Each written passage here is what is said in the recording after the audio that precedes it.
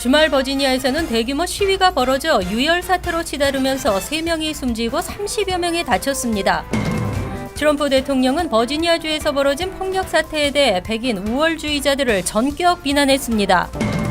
선거권을 가진 한인 인구는 증가한 반면 유권자 등록을 한 한인은 오히려 소폭 감소한 것으로 나타났습니다. 민승기 전 회장의 소송 없는 사전 합의 제안에 한인회 측은 변경 불가를 시사했습니다.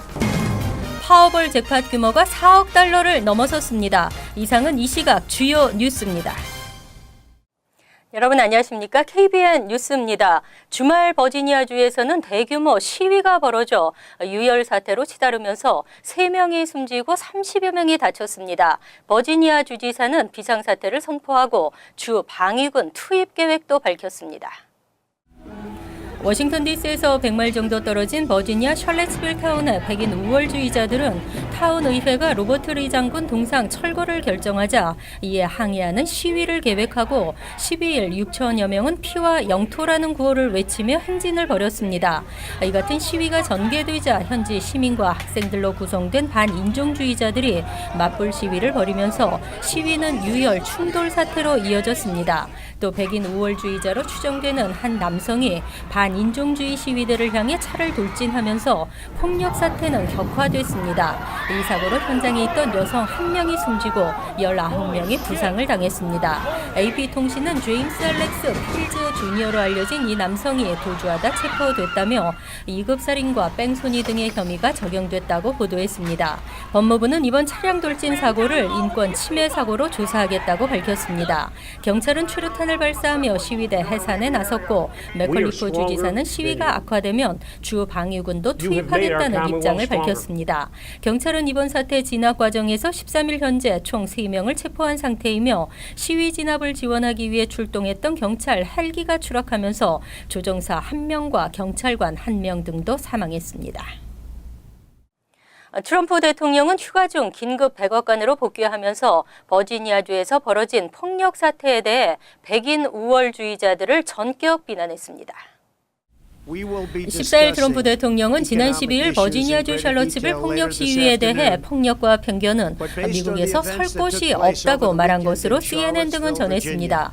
여름 휴가를 일시 중단한 채 백악관으로 복귀한 트럼프 대통령은 기자회견에서 버지니아 샬럿스빌 폭력 사태를 주도한 백인 우월주의자와 KKK, 네오나치를 범죄자들이라고 칭하며 인종주의는 악이라고 밝혔습니다. 트럼프 대통령은 이어 인종차별적 범죄에 가담한 사람들은 자신의 행동에 책임을 지게 될 것이라며 인종차별은 미국에서 설 자리가 없음을 강조했습니다. 하지만 트럼프 대통령은 이에 앞서 폭력 시위에 나선 극우 백인 우월주의자들 대신 여러 당사자들 탓으로 책임을 돌리는 성명을 발표하면서 이러한 애매한 태도는 대통령으로서 부적절했다는 비판을 받았습니다.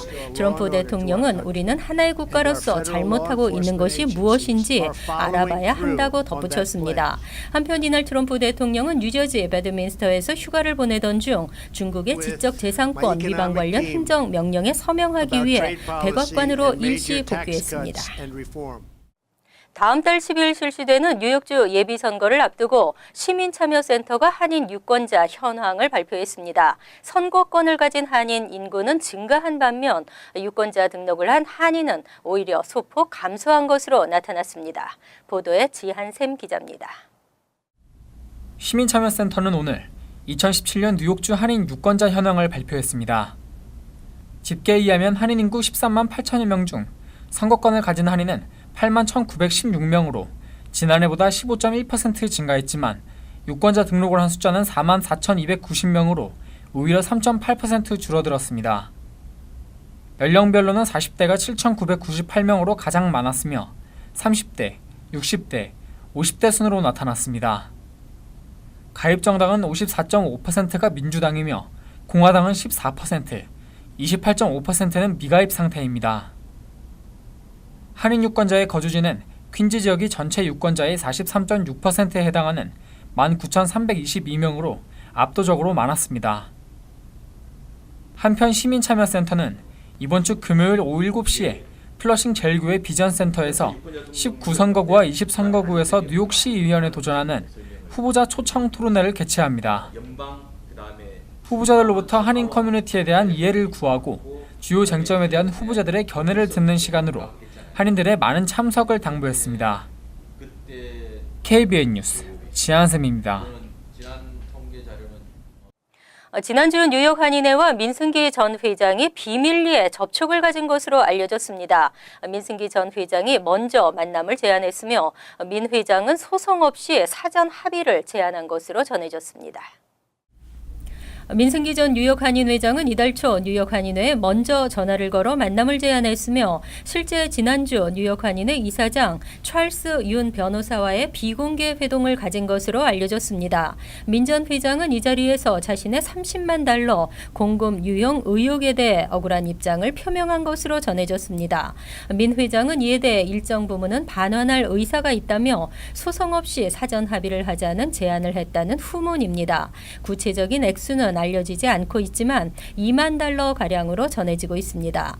뉴욕 한인회는 이에 대해 역대 회장단을 비롯한 여러 인사들에게 자문을 구하며 향후 대응책 마련에 나섰습니다. 김민선 뉴욕 한인 회장은 이 같은 사실에 대해 확인하며 하지만 민사소송은 지난해 이사회를 통해 결정된 것이기 때문에 그쪽의 어떤 제안에도 변경될 수 없다고 밝힌 것으로 알려졌습니다. 한편 윤 이사장과 민 전 회장의 이번 회동은 지난해 9월 뉴욕 한인회 이사회가 민 전 회장에 대한 민사소송을 진행키로 결정한 지 약 1년 만에 이루어졌으며 다음 주 한 차례 더 만나 논의를 진행할 것으로 알려졌습니다. 앤드류 박 장학재단이 오늘 장학생 시상식을 개최했습니다. 총 8명에게 $24,000의 장학금을 시상했는데요. 지역을 대표하는 정치인들도 자리를 함께하고 수상자들을 격려했습니다. 보도에 김지수 기자입니다. 앤드류 박 장학재단이 오늘 오전 제5회 장학생 시상식을 가졌습니다. 앤드류 박 변호사는 학창시절 한인사회의 도움으로 학업을 마쳤던 것을 기억하며 매년 장학생을 선발해 시상하고 있습니다. 그래서 올해 벌써 5회가 돼가지고 또 많은 분들이 이렇게 와서 정치인들도 오고 가족도 와서 또 이렇게 또 좋은 시상식을 해서 너무 기쁘고 또 이렇게 8명 탄 사람들 다시 한번 축하드립니다. 장학재단 위원장을 맡은 이명빈 위원장은 인사말을 통해 5년 전 박 변호사와 함께 장학재단을 시작한 기억을 나누고 학생들을 격려하는 시간을 가졌습니다. 이번 장학생은 모두 8명으로 1인당 $3,000씩 장학금을 받았습니다. 특히 올해는 한국 강원대학교에 재학 중인 2명의 학생을 선정해 장학금을 수여했습니다. 올해 장학금을 받게 된 이채림 양은 너무 기쁘고 감사하며 앞으로 한인 사회를 위해 많은 것을 베풀 수 있는 사람이 될 수 있도록 노력하겠다고 말했습니다. 다고 생각해요. 그래서 앞으로도 앤드류 박 변호사님처럼 이렇게 동포 학생들과 또 다른 이민자 가족에 있는 학생들을 돕고 싶어요. 토비 스타비스키 뉴욕주 상원의원과 피터구 뉴욕 시의원 등 지역 정치인들도 시상식에 참여해 학생들을 격려하고 지역 인재 양성에 기여하는 재단 측에 감사장을 전달했습니다.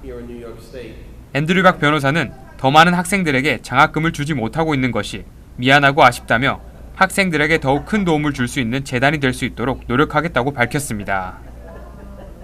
KBN 뉴스 김지수입니다.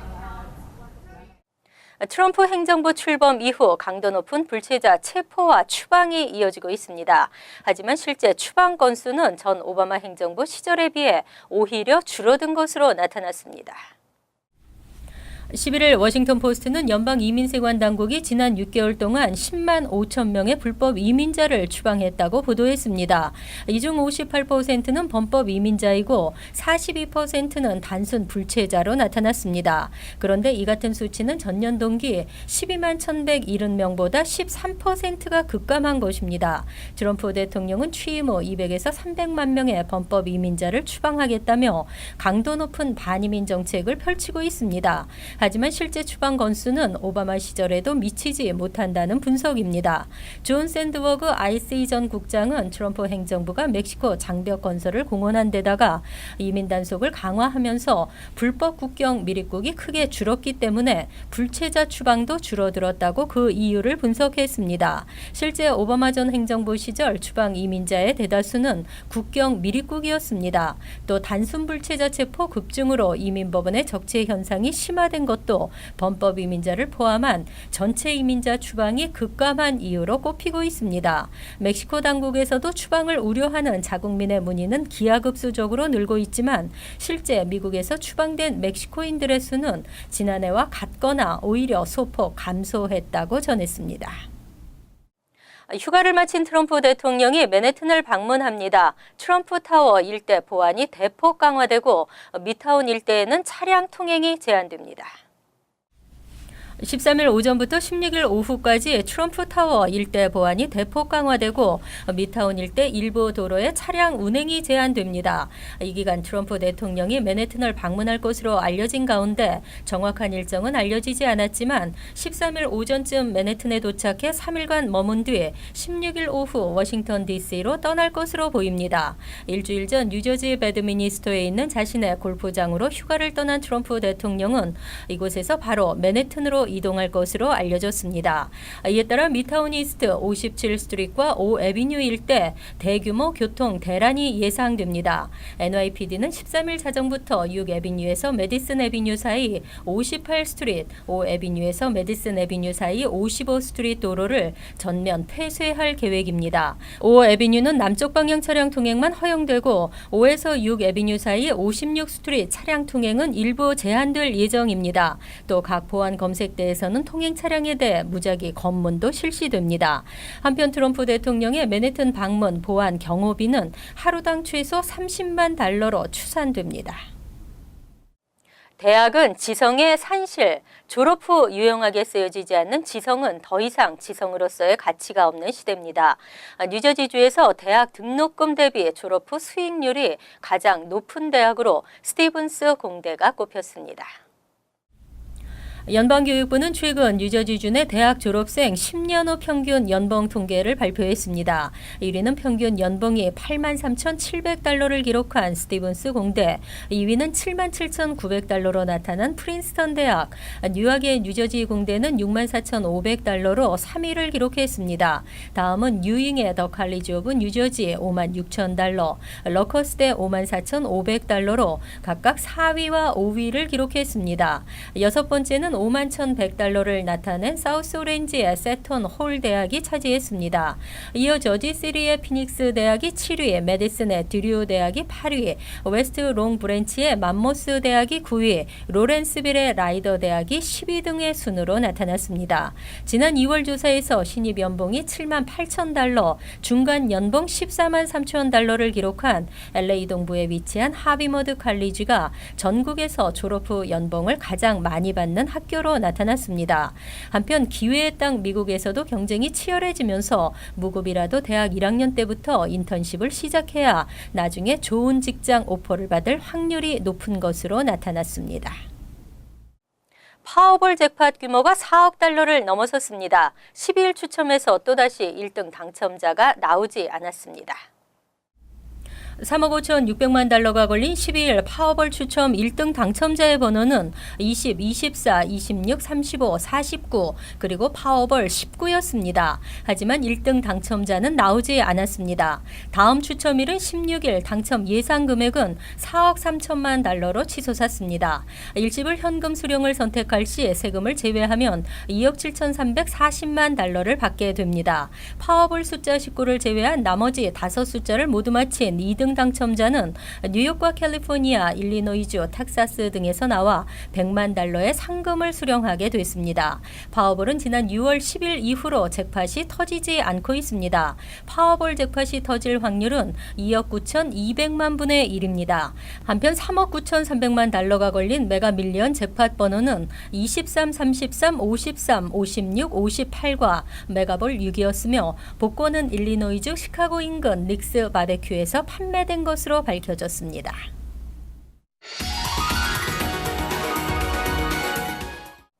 이어서 LA 지역 한인사회 소식입니다. LA시가 72주년 광복절을 맞아 선포식을 개최했습니다. 허브에 쓴 LA시장과 데이비드 류 시의원 그리고 LA 한인회 등 한인단체 관계자 100여 명은 오늘 LA시청에서 72주년 광복절 기념 선포식을 열었습니다. 특히 이 자리에서 데이비드 류 시의원과 로라 전 LA 한인회장은 역사적으로 중요한 의미가 있는 광복절을 잊지 말아야 한다며 LA시에서 중요한 역할을 하고 있는 만큼 한인 커뮤니티의 광복절을 기념하는 것은 LA 시민들을 위한 것이라고 전했습니다. 특별히 우리 한인, 한인이나 라티노나 유태인이나 컬처 같은 거 기회 이렇게 보여주고 가르쳐 줄 수 있는 기회 있다면은 꼭 해야 된다고 생각합니다. 그 팀워크를 해서 타인종들과도 화목하게 지내고 또한 그 시리에 좀 더 기여하는 그런 그 성장한 시민 의식을 보이는 그런 우리 교포들이 되었으면 하는 게 또 저희의 소망이고. 한편 광복절을 맞아 한인사회 곳곳에서는 다음 주까지 다양한 기념 행사가 열릴 예정입니다. 한국과학기술연합 대학원, 대학교 UST가 한인 대학생들을 대상으로 해외 인재를 확보하기 위한 프로그램 운영에 나섰습니다. 한국과학기술정보통신부 산하 교육기관인 과학기술연합 대학원, 대학교 UST는 오늘 과학기술 인재를 확보하기 위한 프로그램 영브레인 더블 유턴 로드맵을 발표하고 재외동포 자녀들과 조기 유학생들을 대상으로 글로벌 연구 인턴십 프로그램을 운영한다고 밝혔습니다.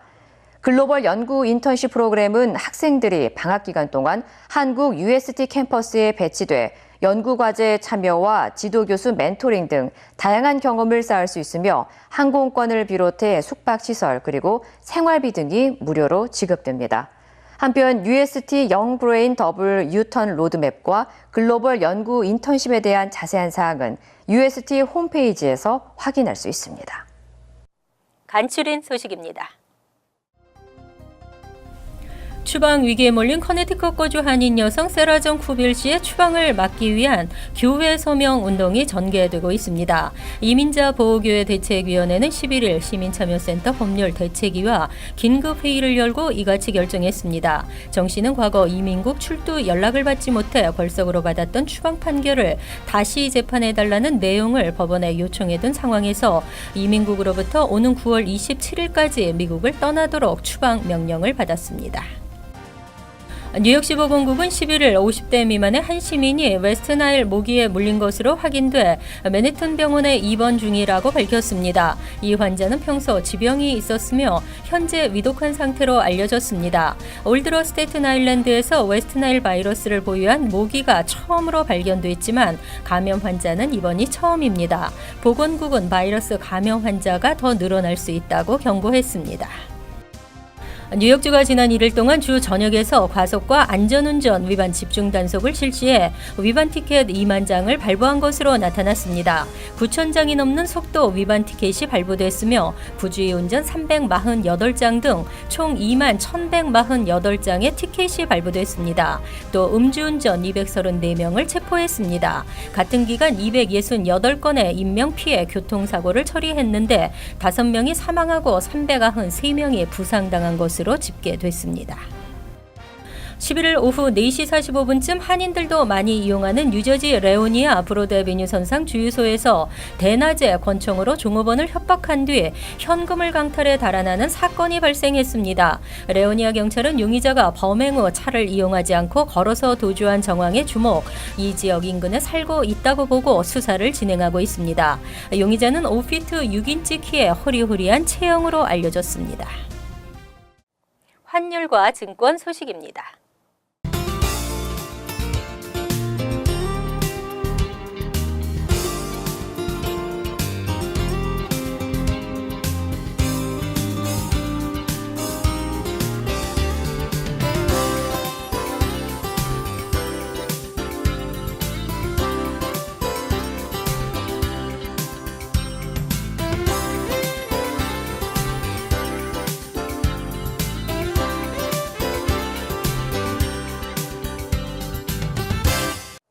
이어서 날씨입니다. 화요일은 곳에 따라 가끔 흐리겠지만 대체로 맑겠습니다. 낮 최고 기온은 82도, 섭씨 28도, 밤 최저 기온은 68도, 섭씨 20도로 예상됩니다. 수요일은 대체로 맑은 날씨이지만 기온이 오르면서 무덥겠습니다. 목요일은 가끔 흐리는 날씨를 보이겠습니다. 이상으로 KBN 뉴스를 마칩니다. KBN과 함께 편안한 하루 되시기 바랍니다.